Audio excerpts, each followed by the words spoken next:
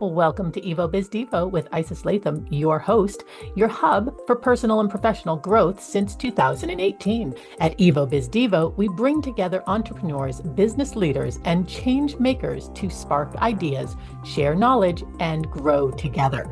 Stick with us as we explore fresh ways to expand networks, build resources, and create lasting impact. Let's get started. Well, today we have the incredible honor of speaking with Kathryn Remati, a wellness educator, meditation guide, and author whose life's work centers on one very powerful idea: peace begins within.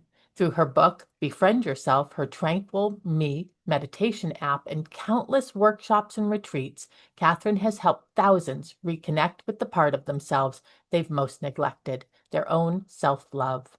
Whether you're here to lead with more heart, navigate stress with more ease, or simply be a better friend to yourself, Kathryn's message is both timely and timeless.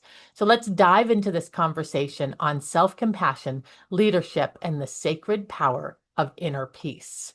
Kathryn, welcome. Well, thank you so much. What a beautiful introduction. Thank you, Isis. I'm so happy to be here. Well, we are thrilled to have you. So we're going to ask you a bunch of questions, but really this is a conversation, and I'm super happy to be able to have it with you. So my first question today is, let's just start with the heart of it all. You say self-love is the silent root of both peace and struggle. Can you share what inspired you to explore this topic so deeply, and why now? Well, what really inspired me to explore some more deeply, which you put perfectly, that's how it felt for me. It was an exploration, but it came to my awareness when I was teaching adult classes in the health education department of Kaiser Permanente, which is on the west coast of the States, is a huge medical facility and insurance company. So the doctors sometimes refer patients to these evening classes for intense help. Like I taught the obesity population who couldn't get surgeries until they lost weight. The doctors would send them to medical weight management classes where it was 30 weeks of intense really dropping calories, learning healthy habits to replace whatever those bad habits were that got them there. Mm-hmm. So that was the toughest class I ever taught. Mm-hmm. But it was, these people would get to a certain point in plateau, like a lot of people. And we realized that deep down, they didn't feel like they deserved to have a healthy body. There was some mental blockage there. There was a lot of stress in their life that they were dealing with through food. They were comforting themselves through food. And emotional eating is so common. We've all done it. I mean, raise your hand. We've all done emotional eating. But if you love something, you're not going to overwater your plant till it dies. And you're not going to give it vodka because it will die. You're going to give it water. So it's a matter of, if you love something, you take care of it. And I realized that these people really lack self-love, but it was the same in my insomniacs. I did this better sleep class the next night. And then the night after that, I would teach stress management for anxiety. And I just found deep down when we talked to everybody, I would say to them, okay, there's your assignment for the week, is to find 1 hour of time for yourself. Because most of these people were over people pleasers, and giving constantly in their lives to everybody and everything. They were stretched very thin.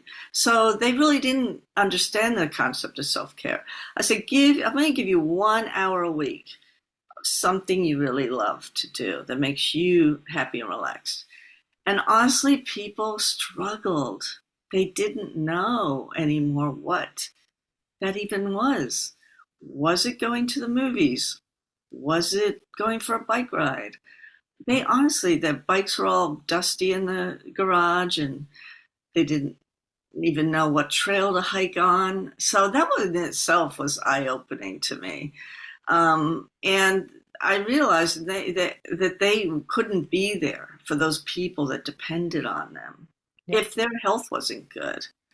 they needed to take care of themselves so they could be there for others. And in their mind, they thought they were being selfish and be called narcissistic if they didn't go and pick someone up at the airport at midnight or whatever it was. I mean, they felt they were not worthy, unless they did all these things for other people. But these people depend on them. They need them to be healthy. They need them to love themselves. So that's how it all came about. Wow. You've guided thousands through meditation, and in your experience, how does meditation help someone move towards their thoughts instead of trying to escape them? Yes, exactly. I think that people have the misconception about meditation. Okay. They say to me, I can't meditate because I can't empty my mind. Mm. And it's really silly, but that's what the general concession. And I'm out here trying to show people, no, no, no, that you cannot shut down the mind unless you're dead. That's what the mind does. Your brain creates thoughts. It's a matter of separating yourself from those thoughts. And it's a great focus exercise. It increases certain parts of the brain. Physically actually increases neural activity in the brain in different areas. It's the best thing for ADHD you could ever do.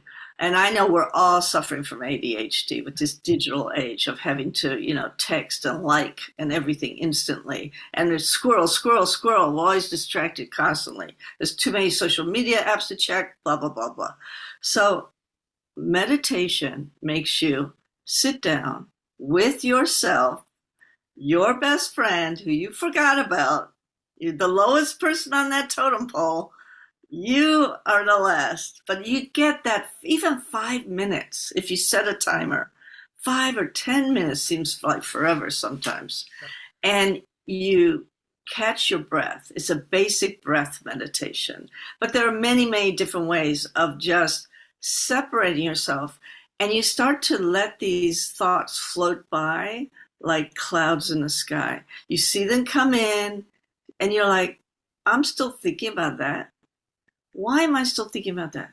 And then you just let it go back to something else that you focus on. It could be a mantra, it could be a breath. But what you're doing is you're bringing your focus back, your awareness, and you're building meditational muscles. And you get better and better at it, just like anything, like exercise you practice. Yeah. Your journey included teaching at Kaiser Permanente. Did I say that right? Yes. Okay. What did you notice most often about the connection between self-love and physical well-being in those you worked with? So that self-love and physical well-being. Huge, absolutely huge. People would come to me. I would teach them mindfulness-based stress reduction classes for Kaiser. It's a 10-week John Kabat-Zinn course that he developed at Massachusetts, at the where your kids are going to school, Mass. UMass? Yes, UMass. Anyway, and the hospital there. But I found that the physical amazing symptoms would disappear. I mean, it was amazing. So we would do our meditation. Next week, people would come back and they'd say, my blood pressure's gone down so much that my doctor's actually taken me off my medication. And someone else would say, well, my neck pain is gone. My lower back pain is gone. People would say, my skin has cleared up. So what happens is people forget stress is actually the term stress means pressure. So you're under a lot of pressure, and that stress has to go somewhere. That stress in your life. Now, meditation does not remove stress out of your life. Everyone's going to have stress. You can't avoid it as long as you're living and breathing, but you can learn to manage it. And that self-love is giving yourself that 10 minutes a day, or maybe a yoga class at the end of the night, every other night, join a yoga studio, and do just something that's going to calm down and dissipate that stress that you've accumulated throughout the day. And I teach people to eliminate stress physically with a body scan, we call it. We scan the body with our awareness. We see, and a lot of people don't even realize they're walking around with their jaws clenched and grinding their teeth. They didn't realize it. And, it's really good. It's all about self-love. It's about self-awareness. And when you're aware, you learn these things, and you can alleviate, and your health increases, your immune system is boosted. Yeah. I love that. Meditation doesn't remove stress, but it teaches a management tool for it. I think that might be one of the reasons why people resist it, because in our brain, we know, well, how can it remove the stress? I need stress. I want stress, right? Because stress creates, in some ways, some positive things. We've all heard like, oh, when somebody's under a lot of stress, you're like, oh, well, that's how diamonds are made. Well, yeah, it's also how things are crushed. Yes, there is good stress. And there's a term for it. It's called eustress, EU stress. Yeah, eustress. Okay. And then there's bad stress, which we all know about. Yeah, well, and it manifests in your body in so many ways, like you were saying. Um, so you wrote a book called Befriend Yourself, and it's a beautiful, simple, but layered book. What does it truly mean to befriend yourself? And how would someone know when they've started that process? Well, loving yourself. Thank you for bringing up my book. It's right here. And we have a self love test at the beginning of the book, which is very eye opening. A lot of people don't realize some of the things they do in life is a direct result of the lack of self love. And if they have more self love, they might not be a shopaholic, for example. But what it means to me is that I can reach more people, and let them be aware of their inner voice. There are a couple things that you could start off with. Self-love is not, you can read a book and instantly get it. No, I'm not going to say that. It is a lifelong process. It is not going to, I have a 10-day audio course on Insight Timer, which is really popular because people keep going back to do it. They check every 6 months, they go back, because self-love is not an instant thing you can get. It's constant, 2 steps forward, 1 step back. You get triggered. You find out something else about yourself. Then you try something new. And I think the first step to take is to notice how you speak to yourself. Are you mean to yourself, but you're nice to everyone else? Like if you set up an exercise regime and you miss one day, do you beat yourself up over it? I mean, do you call yourself names? And stop that. Just stop that, and switch it over into a cheerleader best friend voice. Someone who's going to be, you would speak to your best friend like. That's what the book is called, Befriend Yourself, because we are so mean to ourselves. We are our worst own critics. And we have that inner voice, that inner critic, that perfectionist that is always judging, judging, judging. And when you judge yourself harshly, you realize, wow, I'm doing that to everyone else too. So that's why I think loving yourself is the first step to world peace in the end. That's the goal for me, is to spread peace, one peaceful person at a time, to contribute to that wave of peace that we need now. So, and we always do and always will. So it's a matter of being nice to yourself, speaking to yourself with compassion and kindness. You're on a diet and you go to someone's birthday party and you have a big piece of chocolate cake. I think the beating yourself up is worse than the calories. Yep. Who cares about the calories? Walk a few more steps. I say eat mindfully and slowly and enjoy it. Life is about moderation and being happy. And sometimes we don't choose to be happy. I think it's a choice. And it starts with loving yourself enough to just give yourself a break. And that's why I call my retreat the Lighten Up Retreat. It's a place where you can lighten up on yourself and therefore lighten up on everyone in your life and the world. I had wondered why the name of that. retreat was Lighten Up Retreat. So I want to ask, do you think there's there's greater value in bringing together a group of people who have the same goal of self-love, of lightening up, of, finding that inner peace?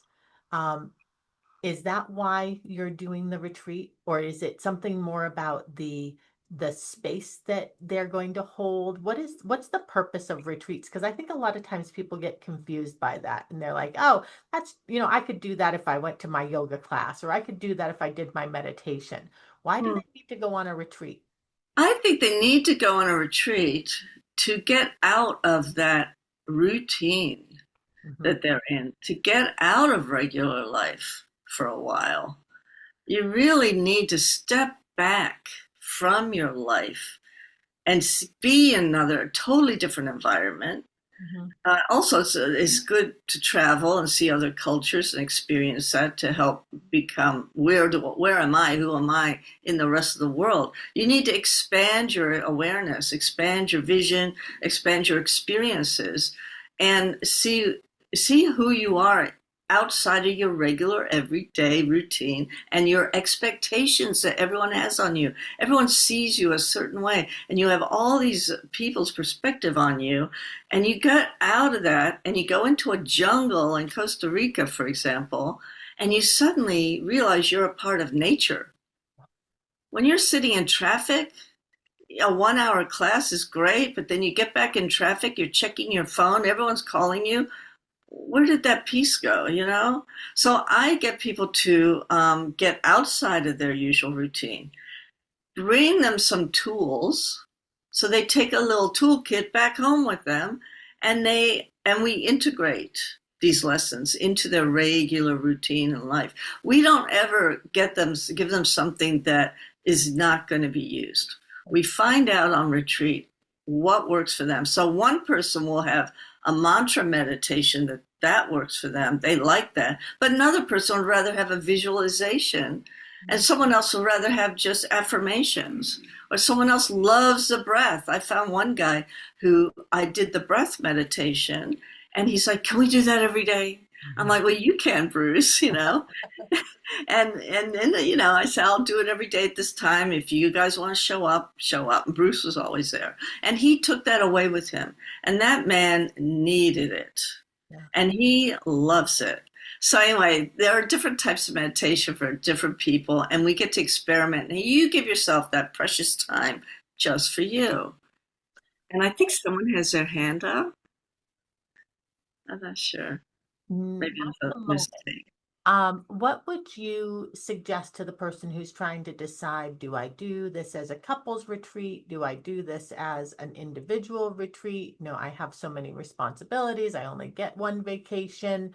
Do I spend it this way? Do I spend it that way? How do you help someone kind of negotiate with themselves what that's going to look like? Well, I think it's important to ask yourself, on your previous vacations, did you come home feeling refreshed and positive, ready to face the world? Or did you feel like you needed a vacation? Yeah, Because most vacations, you come back angry at yourself because you're overweight, you ate too much, yeah. you drank too much, you're hungover, you're exhausted, your feet hurt from walking around Disney all day, and your kids drove you crazy. So, are you really better for that vacation or not? This is what I call a relaxation vacation. Mm, It's 1 week out of 52 for you. yeah. So, it is a big decision, and it's upsetting that it's upsetting to me that it's not an obvious choice to people, Yeah. because it just goes to show, how much they need it. How did it become obvious to you? Because obviously there's the word again, obviously, there is a challenge with this in the world, right? Where people are trying to figure out how to balance their self needs, their family's needs, all of that. And I don't imagine you always knew it. Oh, How did no. you figure that out?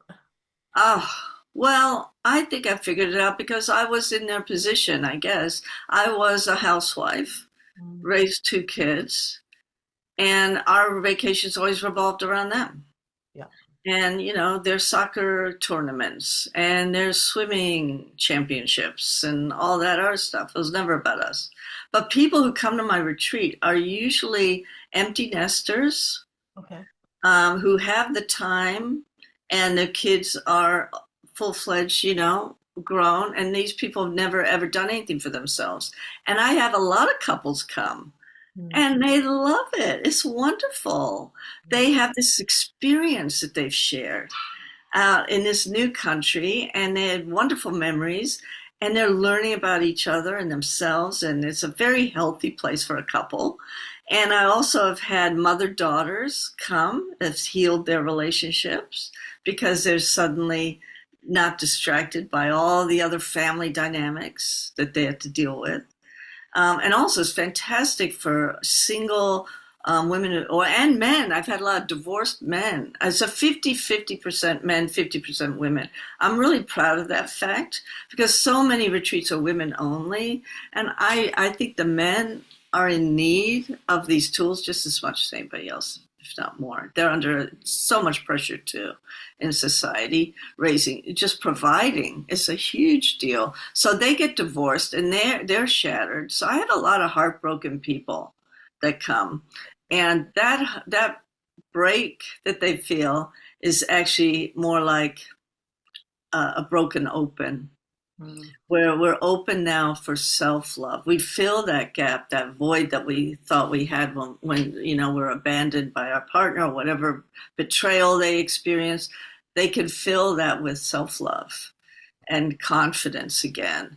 And it's really been wonderful for that. There's also, it's good for everybody, really. It's really an active service that you're doing, where you're helping people to be better for themselves, and when they're better for themselves, they're also a better friend, a better partner, a better parent.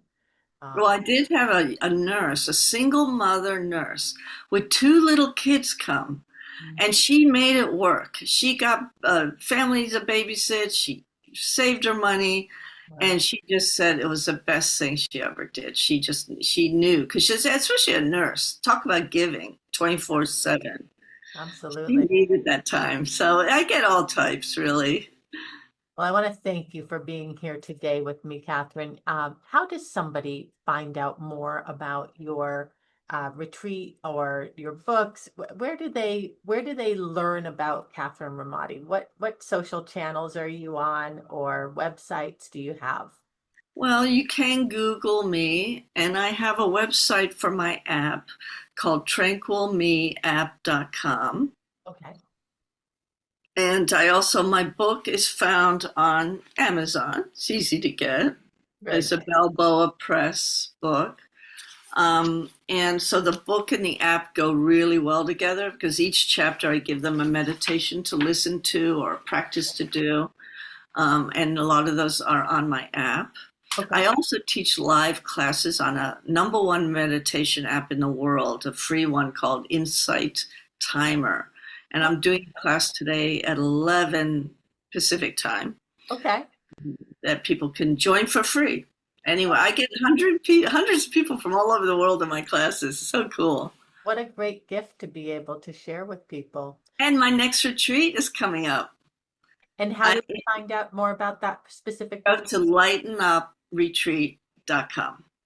Lightenupreetreat.com. All right, you heard it here. And when is that retreat going to be going to Costa Rica? We are so excited, Isis, because it's a New Year's. You've had Thanksgiving with the family. You've had Christmas with the family. It starts December 28th. It's like, I'm out of here. You guys, I did everything you want. I got all your presents. You're happy. I'm out of here. I'm checking out. And I'm going to Costa Rica till January 4th. So we have the full moon that week. We have New Year's. And who wouldn't want a totally different type of New Year's? So one that you're not disappointed or hungover in the morning. You're regret something. This is one where you just feel better and better every day. Well, that's wonderful. Well, Kathryn, thank you for your grounded wisdom, your gentleness in helping us all turn inward with more kindness. Your reminder that when we love something, we take care of it, especially ourselves, is one we all needed to hear. And for those who are listening, if this conversation sparked something in you, take the next quiet step, whether it's one breath, one journal entry, or one moment of silence, you're worth it. And as Kathryn so beautifully shows us, befriending yourself is not selfish. It's the beginning of everything. Well, here's to a new beginning. And we want to thank you for being with us, Kathryn, and Evolution Business Development. I'm Isis Latham, and it was my pleasure. Thank you. Thank you. See if I can find the... Thanks for watching. If you enjoyed this video, don't forget to like, subscribe, and turn on notifications so you never miss an episode. Want to be our next featured speaker? Click the link in the description to register, and let's stay connected. Follow me on all those social media platforms for financial tips to help you make your money work smarter while you build financial stability. Stay tuned for more, and see you in the next one.